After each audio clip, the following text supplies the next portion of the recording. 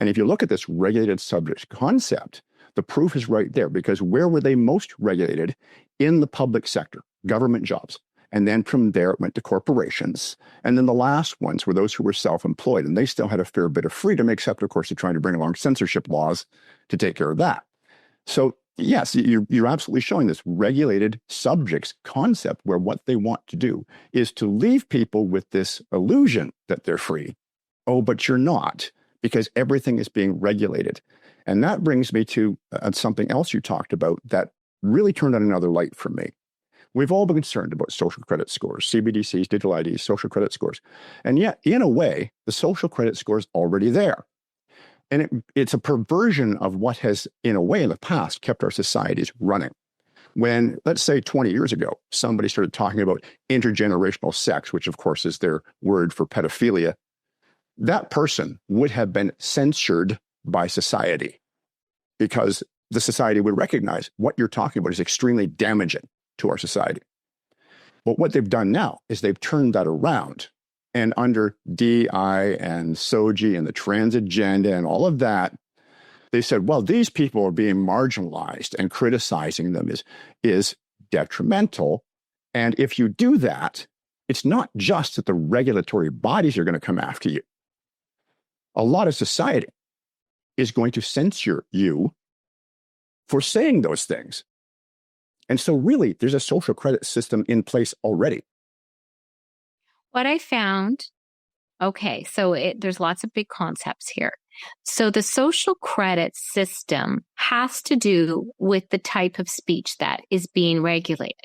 So there's a lot of really offensive things that can go on the internet, on social media, and in personal interactions.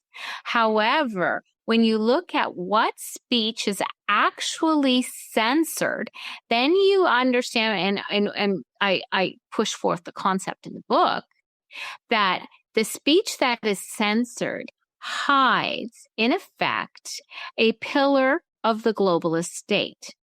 So then the other thing, when you want to pull back and look at the higher level concepts, is that it's not the topic itself that's barred, right? So I go through and I look, the book has 4 domains, which is medical freedom. In our community, the freedom community is very well aware of the medical freedom fight, but perhaps not in the way that I couch it.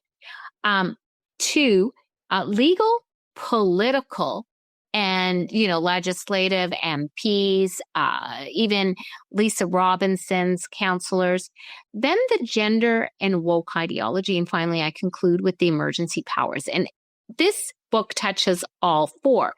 And if you looked at medical, it's not so much that you can't talk about vaccines, or you can't talk about big disease, as I call it. I call it big disease, or even in climate, the CO2 agenda. I only mention that briefly because that's the topic of my next book. But it's the side of the topic. So you can talk all day long and not be censored on that topic, but it's the position that you take, right? And so that's a concept that you have to really understand throughout all this. It is pro-nation state conversations. So pro-nation state lawyers, pro-nation state politicians,